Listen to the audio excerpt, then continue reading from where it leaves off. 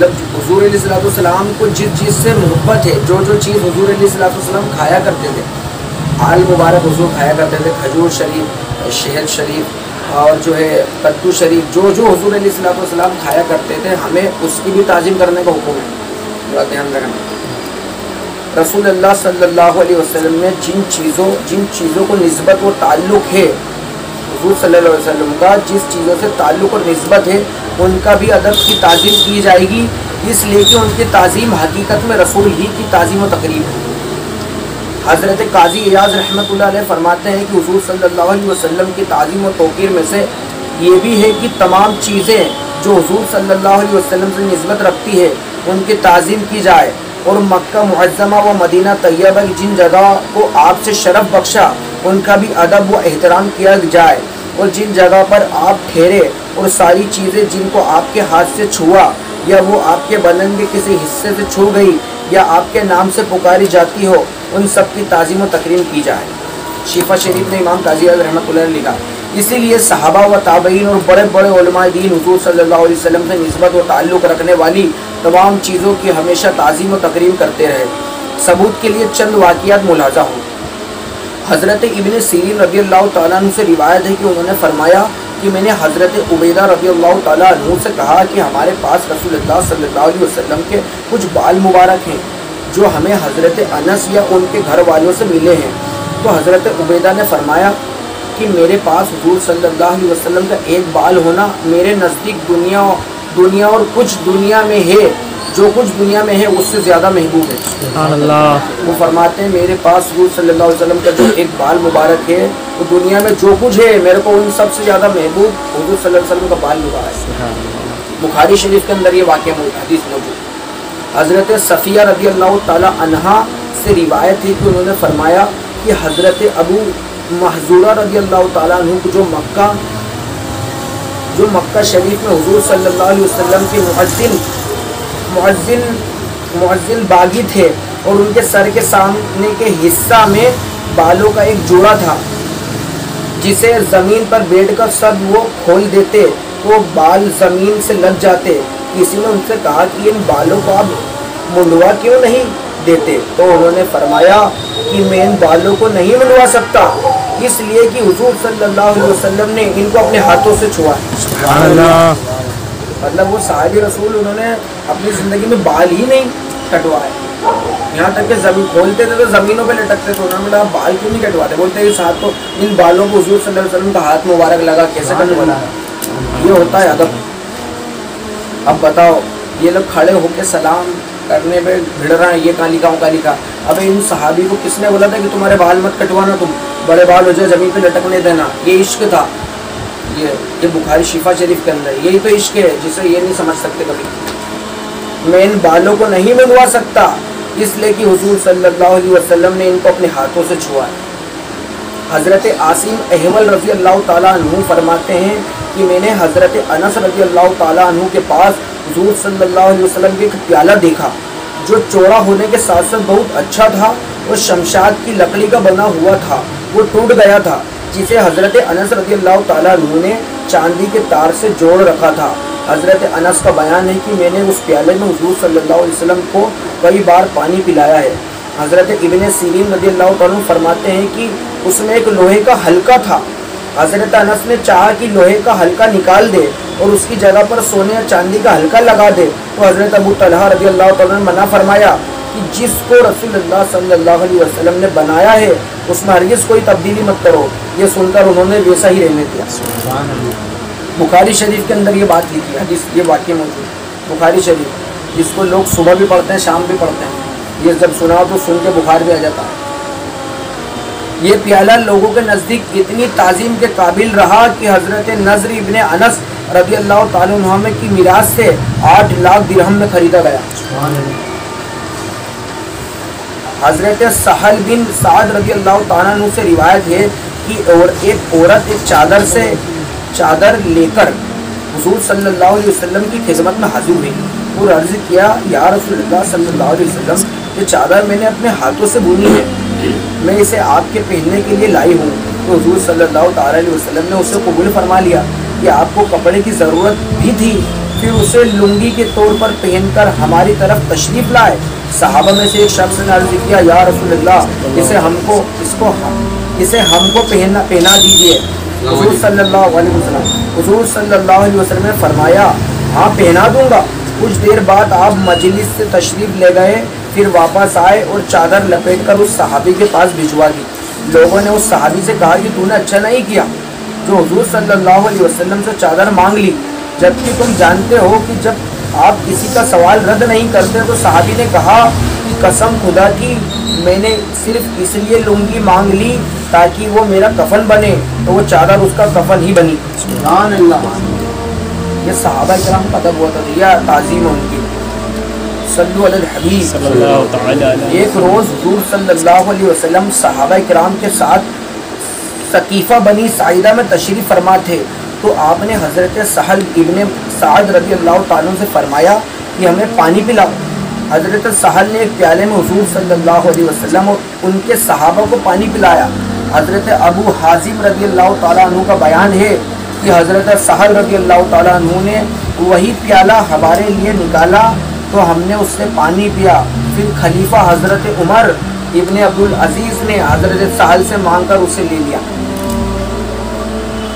بخاری شریف میں یہ واقعہ موجود ہے کہ صحابہ کرام کا ادب تعظیم کیا کرتے تھے، مطلب جو چیز حضور صلی اللہ علیہ وسلم سے جسم سے لگ گئی یا حضور صلی اللہ علیہ وسلم کا ہاتھ مبارک کسی چیز پر ٹچ ہو گیا تو وہ چیز کی بھی تعظیم صحابہ کرام کیا کرتے تھے۔ یہی ادب ہے، کیونکہ قرآن میں اللہ پاک نے فرمایا کہ اے لوگو اللہ رسول پر ایمان لاؤ اور میرے محبوب کا ادب کرو۔ یہ آیتیں جانتے تھے صحابہ کرام، اس لیے اب تمام اہل سنت کو دیکھ لو، بھلی ان کو نماز میں کمزور ہیں، عمل میں کمزور ہے، مگر ادب مصطفیٰ ضرور ملے گا۔ جبھی تو دن رات صبح شام کھڑے ہو کے صلاۃ والسلام کیوں پڑھتے؟ بھائی یہ ادب ہے، یا انگوٹھے چومنا کیا ہے؟ یہ ادب ہے، یہ صحابہ کی سنت۔ حضرت اسعد ابن زرہ رضی اللہ تعالیٰ عنہ نے حضور صلی اللہ علیہ وسلم کی خدمت میں ایک چارپائی پیش کی تھی جس کے پائے ساگوان لکڑی کے تھے۔ حضور صلی اللہ تعالیٰ علیہ وسلم اس پر آرام فرمایا کرتے تھے۔ جب آپ کا انتقال ہوا تو اسی پر لٹایا گیا۔ حضور صلی اللہ علیہ وسلم کے بعد حضرت ابوبکر صدیق رضی اللہ تعالیٰ کا انتقال ہوا تو ان کو بھی اسی چارپائی پر رکھا گیا۔ پھر حضرت عمر فاروق اعظم رضی اللہ تعالیٰ کا بھی انتقال ہوا، اس کے بعد اسی پر رکھا گیا انہیں بھی۔ پھر یہ چارپائی حضرت عائشہ صدیقہ رضی اللہ تعالیٰ عنہ کی میراث میں بیچی گئی۔ حضرت عبداللہ ابن اسحاق نے اس کی لکڑیوں سے 4000 درہم میں خریدا تھا، اس لکڑیوں کو 4000 درہم میں خریدا تھا۔ کیوں؟ کیونکہ یہ ادب تھا، یہ تعظیم تھی، ان کے جسم اس چیز سے لگ گیا، ادب تھا۔ صلو علی الحبیب صلی اللہ علیہ وسلم۔ پیارے اسلامی بھائی، دیکھا آپ نے صحابہ کرام رضی اللہ تعالیٰ نے کس طرح حضور صلی اللہ علیہ وسلم کے جسم ادھر سے لگی ہوئی چیز کا بھی ادب کیا کرتے تھے۔ تو ہمیں بھی چاہیے کہ ہر وقت حضور صلی اللہ علیہ وسلم کا ادب کریں، یہ ایمان ہے ادب۔ اور ایسے لوگوں کی صحبت میں محفلوں میں بیٹھیں جہاں پر حضور علیہ السلام کی ادب کی بات کی جاتی ہو، تعظیم کی بات کی جاتی، کیونکہ ادب اور تعظیم نہیں تو سب بیکار ہے، منہ پہ مار دی جائے گی، ساری نمازیں سارے اعمال منہ پہ مار دی جائیں گے۔ اللہ پاک نے خود فرمایا ہے کہ میرے محبوب کی آواز سے اپنی آواز کو بلند نہ کرو ورنہ تمہارے اعمال وہاں برباد کر دوں گا، تمہیں خبر بھی نہیں ہوگی۔ تو جب کبھی بھی حضور علیہ السلام کی طاقت پر اقدس میں ادنا سے بھی توہین، یہاں تک کہ حضور علیہ السلام کو جو چیز پسند ہے، حضور علیہ السلام کو آل پسند ہے، حضور صلی اللہ علیہ وسلم کو کدو شریف پسند ہے، حضور کو جو چیز پسند ہے، یہ ہمیں پتہ ہے کہ حضور صلی اللہ علیہ وسلم کو یہ چیز پسند ہے، پھر بھی ہمیں یہ کہنا ارے مجھے پسند نہیں ہے، تو علماء فرماتے ہیں وہ کافر شخص اس دائرۂ اسلام سے خارج ہو جائے۔ تو ہمیں چاہیے کہ ہم جو حضور صلی اللہ تعالیٰ علیہ وسلم کی زندگی پر جو ہے حضور صلی اللہ علیہ وسلم کے طریقے پر اپنا زندگی گزاریں، کیونکہ اللہ پاک نے قرآن میں فرمایا لقد کان لکم فی رسول اللہ اسوۃ الحسنہ، کہ بے شک تمہارے لیے حضور صلی اللہ علیہ وسلم کی زندگی بہترین نمونہ ہے۔ حضور صلی اللہ علیہ وسلم کی ہی زندگی میں ہمارے لیے نجات ہے۔ اس سے الگ ہٹ کے اگر ہم زندگی گزارنا چاہتے ہیں تو سوائے ہلاکت کے کچھ بھی نہیں، سوائے ذلت و رسوائی کے کچھ بھی نہیں۔ اگر عزت چاہتے ہیں، شہرت چاہتے ہیں، سب کچھ چاہتے ہیں تو حضور صلی اللہ علیہ وسلم کی سنت پر عمل کرنا پڑے گا، صحابہ کرام رضی اللہ تعالیٰ عنہ کے طریقے پر چلنا پڑے گا۔ ان کا کیا عقیدہ تھا وہ دیکھ لیا آپ نے، کیسا ادب کیا کرتے تھے۔ جو ادب والے ہیں بس وہی ہمارا سر کا تاج ہے، اور جو حضور کا بے ادب ہے وہ ہمارے جوتے کی نوک ہے۔ بس یہ بات دھیان رکھیں۔ اس کے علاوہ ایک بات اور ہے، یہ تو خیر ادب عقیدے کے معاملے ہو گئے، اب دنیاوی معاملات دیکھ لیں۔ میرے دنیا میں یہ حالات کیا ہیں. ابھی دیکھو ابھی بھی اردو میدان میں جاؤ گے, اردو میدان کے اندر جو ہے ایوب پہلوان کی ایک بلڈنگ ہے, وہاں پر کم سے کم 10 سے 15 لوگ روز کم سے کم مہینہ ہوگا پب جی گیم کھیل رہا ہے. پب جی گیم, اس سے بھی ہمیں بچنا چاہیے بھائی. ہم پب جی کھیلنے تھوڑے آئے دنیا میں. یہ ہے کہ حضور صلی اللہ, یہ آخرت کی کمائی ہے. دنیا یہ ایک تحفہ بھائی.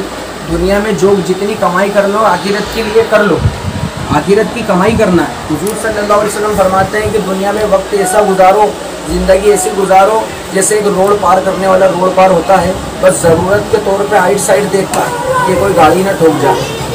تو بھائی زندگی ایسے گزارو مگر دنیا میں دل نہ لگاؤ. ہم سب یہ تھوڑی کرنا ہے بھائی پب جی کھیلنے تھوڑے بلا وجہ وقت برباد کرنا. ان سب چیز سے ہمیں جو ہے نجات ہمارے لیے تھوڑی بھائی یہود و نصاراؤں کی چال ہے کہ مسلمانوں کو جو ہے اس میں مبتلا کر دیں, یہ آگے بڑھ ہی نہیں پائیں. یہ یہودی و نصارہ کا مشن ہے کہ مسلمانوں میں سنگر تو بنے گا, مسلمانوں میں سنگر بنے گا, ایکٹر بنے گا, ہیرو بنے گا, سب بنے گا, مگر مسلمانوں میں کبھی صلاح الدین ایوبی جیسا پیدا نہیں ہونے دیں گے, کبھی ارطغرل الغازی جیسے غازی لوگ پیدا نہیں ہونے دیں گے جو ہمارے لیے خطرہ ہے.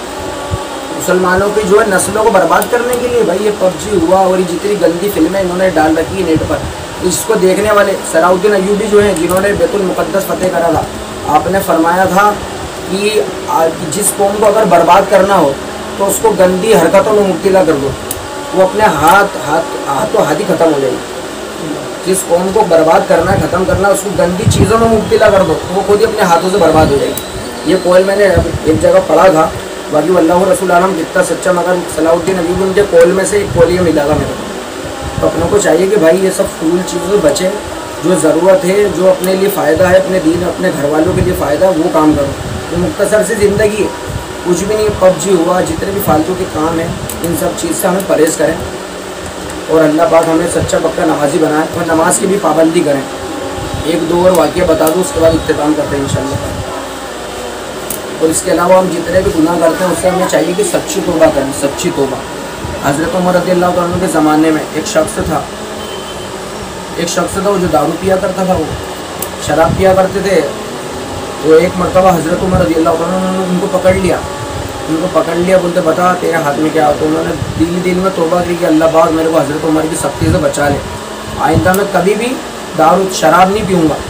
مطلب سچی توبہ کری انہوں نے, اور حضرت عمر کے سامنے آئے یہاں تک کہ وہ شراب جو ہے سرکے میں بدل دی جاتی, کیونکہ خوف خدا تھا ان کے دل میں. توبہ ایسی کری کہ دوبارہ گناہ کا ارادہ نہیں, توبہ ایسی کرو کہ دوبارہ گناہ کا ارادہ ہی نہیں ہو. وہ بار بار گناہ کرنے والا, بار بار توبہ کرنے والا بھی اللہ وقت بتا دے. تو بار بار توبہ کرنے والا ایسا ہے جیسا مطلب جس نے کبھی اس نے گناہ کیا ہی نہیں ہے. توبہ کرتے رہنا چاہیے, مگر جیسے جس گناہ سے آپ نے توبہ کر لی پھر وہ واپس کرو گے تو یہ غلط ہے. ایسے شخص کے بارے میں کہا کہ جو گناہ کرے پھر توبہ کرے, پھر وہی گناہ کرے پھر توبہ کرے, ایسا شخص اللہ تعالیٰ سے مذاق کرتا. تو ہمیں چاہیے کہ بھائی یہ سب گندی چیزوں سے اور یہ فضول فالتو کی یہود و نصارہ کی جو چال ہیں ان سب سے ہمیں محفوظ رکھنا ہے, رہنا. بھائی یہ دنیا میں ہم یہ تھوڑی کرنا ہے سب. اب تاریخیں پڑھ لو, محمد بن قاسم رحمۃ اللہ جنہوں نے ہندوستان فتح کرا تھا, ان کی عمر کتنی تھی؟ صرف 19 سال کی عمر میں انہوں نے ہندوستان فتح کر لیا. اور آج ہماری عمر کتنی؟ ہمارا اسپین فتح کرا تھا حضرت طارق ابن زیاد رضی رحمۃ اللہ علیہ نے, 800 سال حکومت کری تھی. ان کی عمر کتنی تھی؟